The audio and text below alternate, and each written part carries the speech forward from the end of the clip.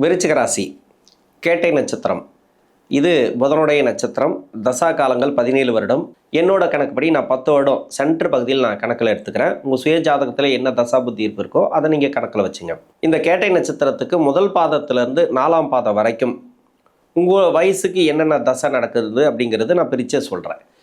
என்னென்னா இப்போ 2026 ஏப்ரல் மாதத்தில் தமிழ் புத்தாண்டு. இந்த தமிழ் புத்தாண்டுங்கிறது சித்திரை மாதம் பிறப்பு. சித்திரை மாதத்திலேருந்து 2027 ஏப்ரல் மாதம் வரைக்கும், அதாவது பங்குனி மாதம் வரைக்கும் தமிழ் மாதத்தில் இந்த 12 மாதங்களில் கிரக நகர்வுகள், அதாவது சனி பகவான் வந்து ராசிக்கு 5ஆம் இடத்துல, குரு வந்து 8ஆம் இடத்துலேருந்து 9ஆம் இடத்துக்கு பயிற்சி ஆகிறாரு.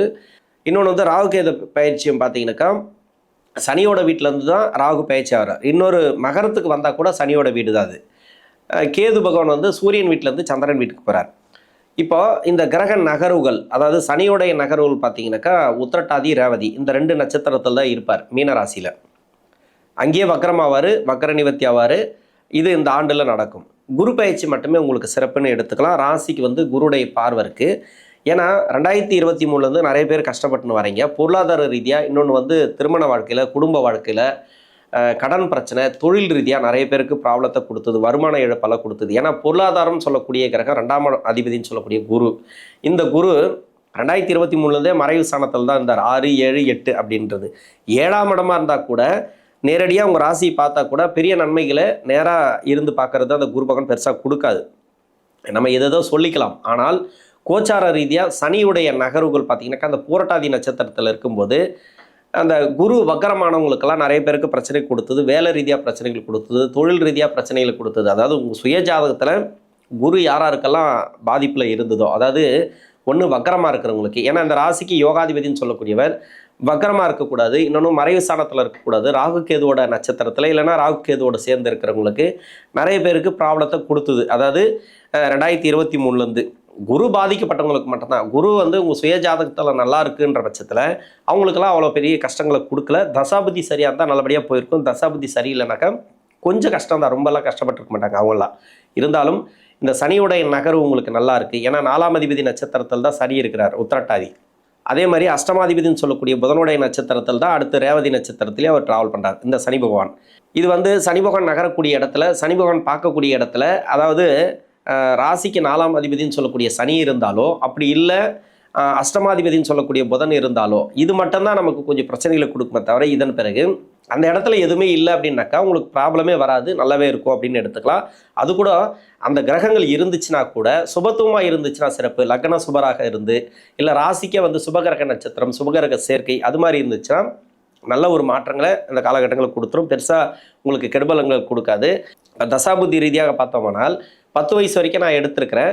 10 வயசுக்கு பிறகு 7 வருடங்கள் கேது தசை, 10 + 7 17. 17 வயசு வரைக்கும் கேது தசை வரும். 17 வயசுக்கு பிறகு 20 வருடங்கள், அதாவது 37 வயசு வரைக்கும் சுக்கிர தசை நடைமுறைக்கு வரும். கேட்டை நட்சத்திரம் முதல் பாதத்தில் இருந்தீங்கன்னாக்கா கேது தசை அப்படிங்கிறது 15 வயசுலேருந்து 22 வயசு வரைக்கும் வரும். ஒரு சில பேருக்கு வந்து தசாபுத்தி இருப்புகள் இருக்கு இல்லையா, முதல் பாதத்தில் இருக்கிறவங்களுக்கு 15 to 22, சென்டர் பகுதியில் நான் 10 to 17 எடுத்துருக்கு இல்லையா. இப்போ 4ஆம் பாதத்தில் இருந்தீங்கன்னாக்கா 3 வயசுலேருந்து 10 வயசு வரைக்கும் இந்த கேது மகாதசை அப்படிங்கிறது வரும்.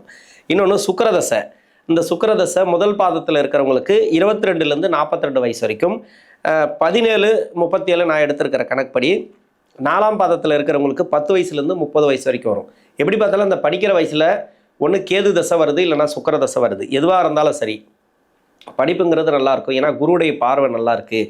இதுக்கு முன்னாடியெல்லாம் நிறைய முயற்சி பண்ணியிருப்பீங்க, கொஞ்சம் தோல்விகளை ஒரு சில பேர் பார்த்துருக்கலாம் தசாபுத்தி ரீதியாக. ஏன்னா குருவுடைய நகர்வுகளும் உங்களுக்கு சரியில்லை, அதனால் நிறைய பேருக்கு பிரச்சனைகளை சந்திச்சிருக்கலாம் படிப்பு ரீதியாக. இது எல்லாமே கிளியர் ஆக போகுது. இப்போ கேது தசையாக இருந்தாலும் சரி, சுக்கிர தசையாக இருந்தாலும் சரி, 22 வயசு வரைக்கும் உங்களுக்கு நல்ல ஒரு மாற்றங்களை கொடுக்கக்கூடிய தசைகளாக தான் இருக்கும்.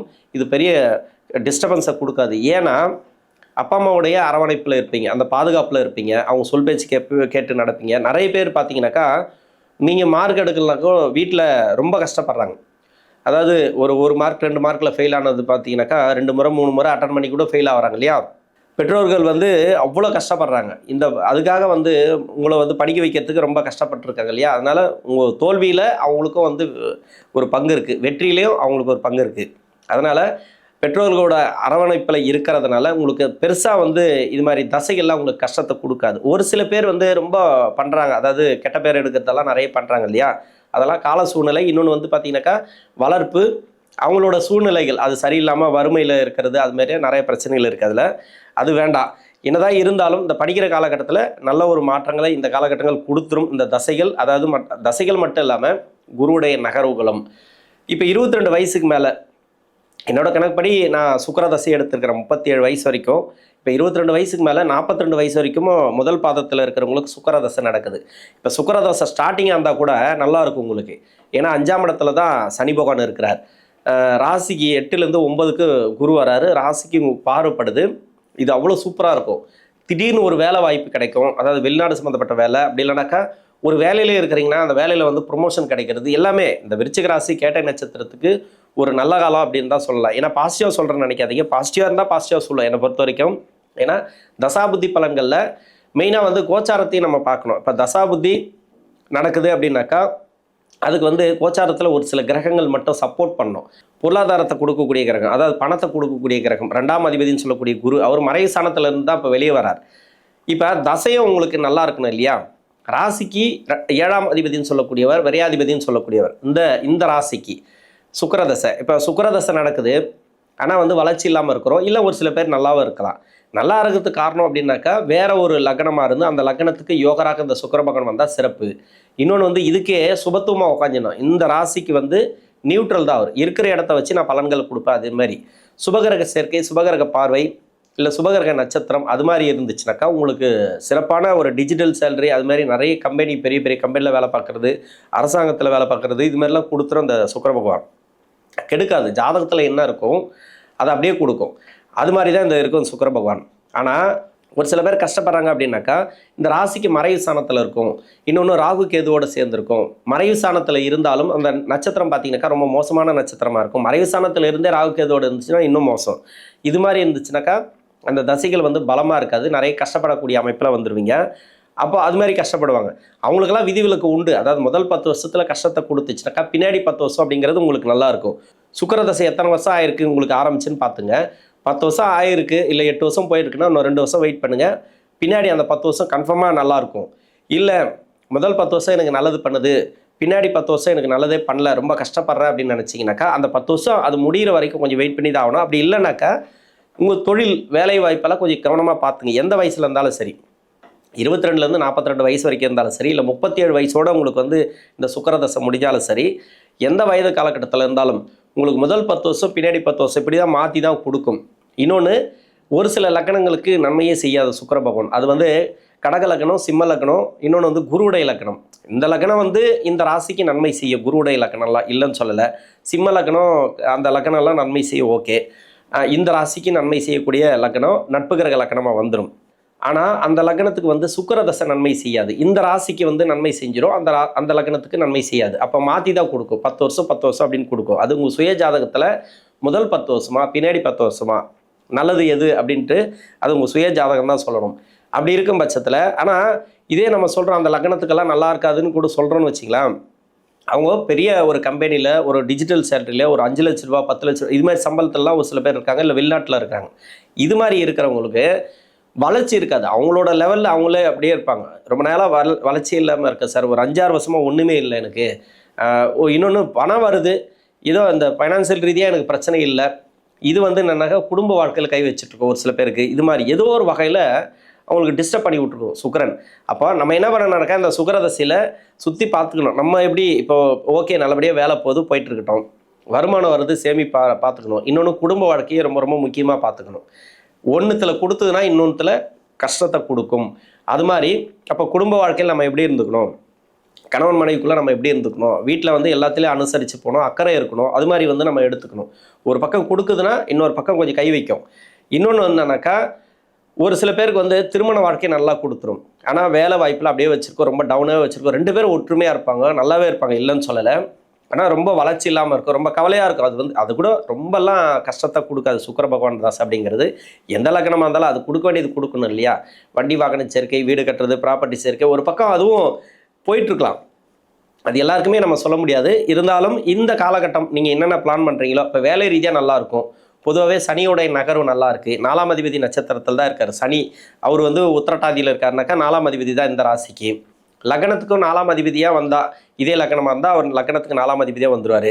வேறு லக்னத்துக்கு 4ஆம் அதிபதி சனியோடைய பார்வையில் இருந்தால் இப்போ வேலை மாற்றம் இருக்கும், வேலையில் வந்து நல்ல ஒரு உயர்வு இருக்கும், ப்ரொமோஷன் கிடைக்கும். ஆனால் வந்து அந்த நட்சத்திராதிபதி அந்த லக்னத்துக்கு 4ஆம் அதிபதி இருக்கார் இல்லையா, அவர் வந்து பாதிக்கப்படாமல் இருக்கணும். அதாவது கேதுவோட சேராமல், இல்லை கேதுவோட நட்சத்திரத்தில் இல்லாமல். இப்போ கேதுவோட நட்சத்திரத்திலலாம் பார்க்கல இந்த சனி பகவான். மெயினாக பார்த்தீங்கன்னாக்கா மூல நட்சத்திரம் மட்டும்தான், அந்த இடம் தான் 10ஆம் பார்வையாக படுது. அந்த இடத்துல ஏதாவது ஒரு கேதுவோட ஒரு கிரகம் சேர்ந்துருந்தா, 4ஆம் இடம் அப்படிங்கிறது உங்களுக்கு இப்போ கன்னியா லக்னமாக வந்தீங்கன்னாக்கா 4ஆம் இடமாக வரும். அது அந்த இடத்துல ஏதாவது ஒரு கிரகம் கேதுவோட சேர்ந்துருந்தா, இல்லை கேதுவோட நட்சத்திரத்தில் இருந்தால் இப்போ வேலை பிரச்சனை வரும். கேதுவோட நட்சத்திரத்தில் இருந்தாலே வேலை பிரச்சனை வரும். இல்லை அந்த நட்சத்திரத்துக்கு சம்மந்தமே இல்லை அப்படின்னாக்கா வேலையில் உயர்வு வரும், அதாவது ப்ரொமோஷன் அப்படிங்கிற மாதிரி.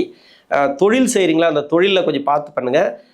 சுக்கிரதசை நல்லது தான் பண்ணும், இல்லைன்னு சொல்லலை. இப்போ பணம் வர வேண்டியது இருந்தால் இப்போ வரலாம் சுக்கிரதசையில் இருக்கிறவங்களுக்கு.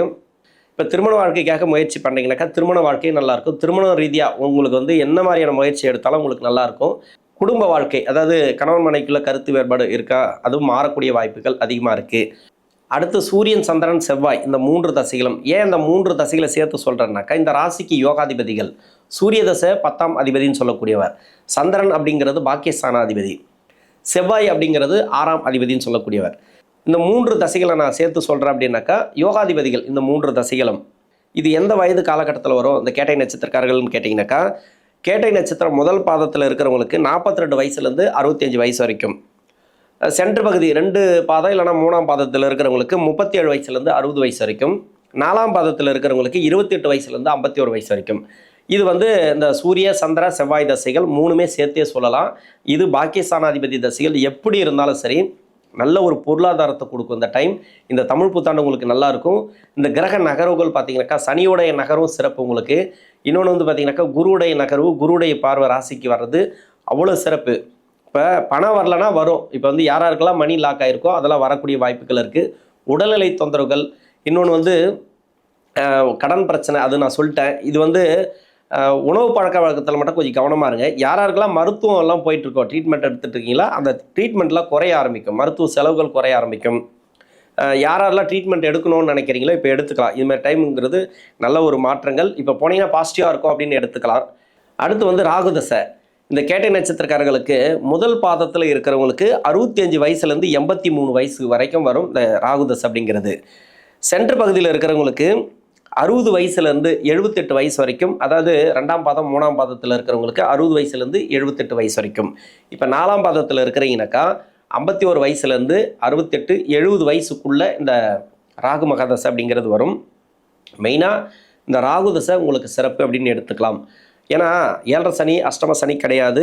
நீங்கள் வந்து ஒரு ஒரு தொழில் நல்லா இருக்கணும் அப்படின்னு நினச்சிங்கனாக்கா இப்போ தொழில் நல்லாயிருக்கும், வேலை சிறப்பாக இருக்கும். இந்த வயசு காலகட்டத்தில் வேலை செய்கிறீங்கன்னா உங்களுக்கு வேலை நல்லாயிருக்கும், பொருளாதார முன்னேற்றங்களை கொடுக்கும், குடும்ப வாரிசுகளுக்கு சிறப்பு, அவங்களுக்கு வேலை கிடைக்கிறது, தொழில் அமையிறது, அது மாதிரி வயசுக்கு ஏற்ற மாதிரி.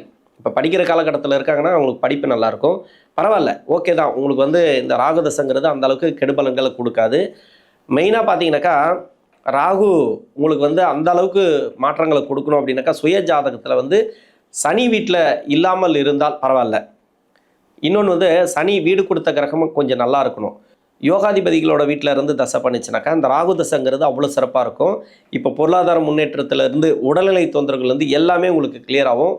யாராருக்கெல்லாம் மணி லாக் ஆகிருக்கோம் இப்போ வரத்துக்கு உண்டான வாய்ப்புகள் அதிகமாக இருக்குது. இந்த ராகு தசை உங்களுக்கு அந்தளவுக்கு வெற்றி வாய்ப்புகளை கொடுக்கக்கூடிய காலம்னு சொல்லலாம். இந்த சனியுடைய நகர்வு பார்த்தீங்கன்னாக்கா 4ஆம் அதிபதி நட்சத்திரத்திலையும் அஷ்டமாதிபதி நட்சத்திரத்தில் தான் இருக்கார். குருவுடைய நகர்வுகள் ராசிக்கு வந்து நேரடியாக குருவுடைய பார்வை பதியுது, அது சிறப்பு. உச்சமான வீடு, அதில் வந்து மாற்றுக்கருத்தே கிடையாது, அவ்வளோ அருமையாக இருக்கும். யாரெல்லாம் 2023 கஷ்டப்பட்டு வரீங்களோ சிறப்பான ஏற்றத்தை கொடுக்கக்கூடிய காலம்னு சொல்லலாம். இந்த கேட்டை நட்சத்திரக்காரர்களுக்கு நல்ல ஒரு மாற்றங்களை இந்த தமிழ் புத்தாண்டு கொடுக்கும். நன்றி.